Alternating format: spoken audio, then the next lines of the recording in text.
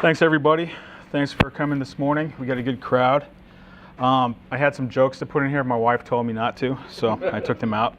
So, Own Your Reviews is a business to help other businesses in the crucial moment when people are making that buying decision online. And our point is we're going to help those businesses dominate rather than compete. And right when people are making the purchasing decision. But rather than talk about how we're going to do that right now, I'd like to talk about the reasons why, which I think are the essential underpinnings that give Own Your Reviews a place in the marketplace. And so there are 3 whys that revolve around this and make this all work. And the first one is what I think of as media saturation. So, and the second one is that we're getting hit with so much media that we have to have a shorter attention span, make faster decisions. And then the third of the whys is that we live in an era which some people are referring to as the post-trust era. We've been let down by a lot of our institutions, governmental, financial, a lot of businesses, enough so that people are much more skeptical now than they've probably ever been, at least from my point of view in my life.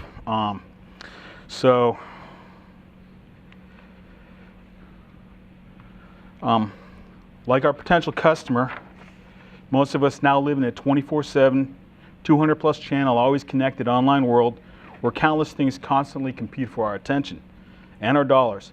Millions of people now routinely communicate in 140 characters or less via sites like Twitter and Facebook. We've reduced phone conversations to messages, messages to text, text to symbols. If we're happy, you will not hear it or read it. You're going to see it, and that's what you're going to see. You're going to see a smiley face. So symbols are pretty powerful in our society, and that's kind of where we are. We have more channels on more screens. We have the old legacy media. We have TV, radio, newspapers, magazines, billboards, and they're trying to maintain that place that they already have in our minds. And of course, we're always getting constantly bombarded with websites, social media, email, text, emojis. We have screens at gas stations. We have newspapers on bathroom walls. So we're getting bombarded all the time. And all of them are saying pretty much the same thing. Buy this, we're cool, call to action that, subscribe this, download that, 15% off today only. And when we do click on it, something or download something, we enter the wonderful world of retargeting, and we're going to see that same company on every platform we go to. We're going to see them on Facebook, we're going to see them on Google, we're going to see them everywhere, every site we go to, or at least the ones that they've experienced a decent return on investment on. And the point is that our attention is being fought for, but our attention is also defensive.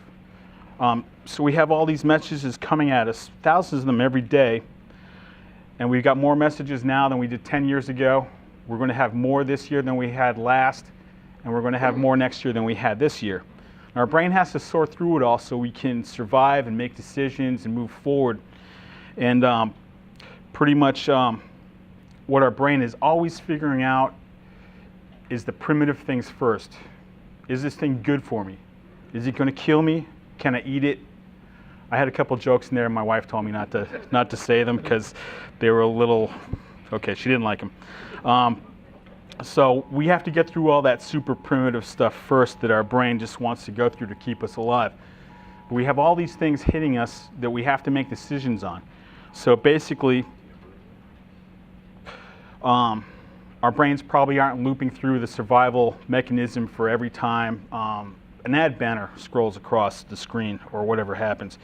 And in our lives, we don't have to think about our mortality that much anymore until we're merging on I-75. My wife said that one was okay. Okay. So we've adapted. And so we're not really as concerned about our survival as we used to be, but now we have all these decisions to make. And in order to do that, we have to set filters up. So most of the marketing messages are simply bouncing off our filters. And if you're into AdWords or Facebook, one of the words that marketers are always talking about is people are going ad blind. And they are. And it's just simply because we don't have enough time to process all that, so we just simply don't. And that said, even though those messages are just bouncing off our filters, we still have thousands of messages coming at us every day that we've got to make some sense of. And that requires that we have a shortened attention span. Now, like, if somebody says to you that you have a short attention span, you can probably bet that they're saying that in the pejorative sense, but I think that the opposite is actually true. That when you have a shortened attention span, it means you can make a faster decision. And it's essential that we do that with everything that's coming at us. Being in business or, dealing with people, anything you do when you're trying to communicate and the communications are coming at you. So with the shortened attention span, we've also gone ahead and we've modified how we communicate. We've gone from the white paper to the text to the emoji. So we have not only modified our attention span, but we've also modified the ways in which we communicate to facilitate that. So the attention span now is set to be around 8 seconds for all these things that are coming at us fast. I think it's actually closer to 5 seconds when we're on the web. When we need to engage for a longer period of time on a task that is more in depth, it's called the focused attention span. That's about 10 to 15 minutes is considered healthy. And so as daunting as all this is as a business person to get your message across, we haven't hit the hardest and the final barrier, and that's that skepticism. Let's just call it trust, right? So people have become more skeptical over the past 20 years just due to all the failures that have happened at our many institutions. So skepticism is healthy, but I think we're getting towards that point where we're reaching cynicism. And that's not really healthy for us because we don't give anybody the doubt anymore. And that means we're also not getting the benefit of the doubt. So as business people, we're trying to help our customers. We have products and services that hopefully make their lives better, maybe just a little bit, make their lives easier.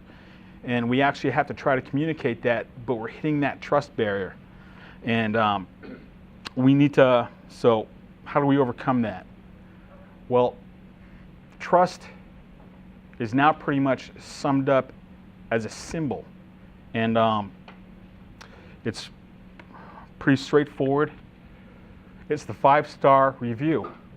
Now, when you're online, when you search for anything, if you hit the local 3-pack, you're going to see the reviews right up there. If you're scanning through, simple organic results that are on the page, you're going to see stars. So stars are everywhere. And business empires like Amazon have all been built around the community of having reviews on there so people can have an expectation that is backed up by other people. And what they found is that when they do the research is that people actually trust online reviews almost as much as they do a review from a friend. So it's really a trusted mechanism. And it's something that we have to also keep a filter up, and Google does that pretty good. Facebook does that. Yelp is really starting to try to weed out the fake reviews. So it's very important that we do that going forward. So in my research, when I look at the companies that are actually using the 5-star reviews, they are gaining an advantage for it. And further research shows that companies that have a dominant 5-star review, like say you got 4.8 stars and you got a couple hundred reviews, and your competition has 2 5-star reviews, they don't tell a story. You're giving people data, you're giving them a complete story, and they can make a decision based on that.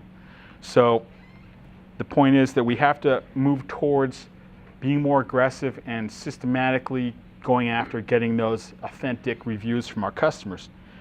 But few SMBs are actually doing that right now. And I should probably have a graph for this one, but is everybody familiar with the innovation curve?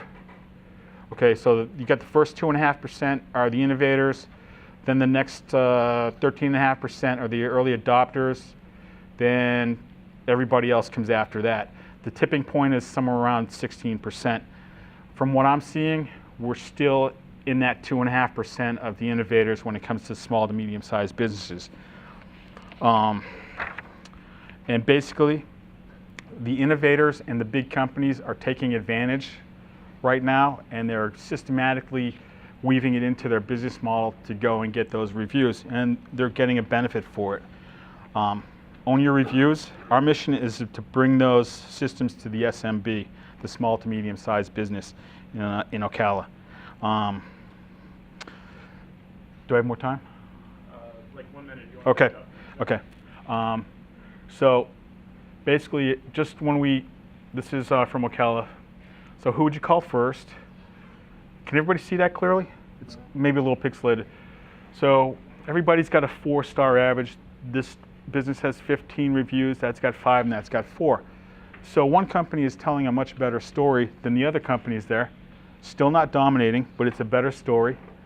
And the key factors for your online review are your average star rating, your total number of reviews, how frequently you're getting reviews, because reviews age. A review that's older than 3 months is not really helping you as much as one that was last week.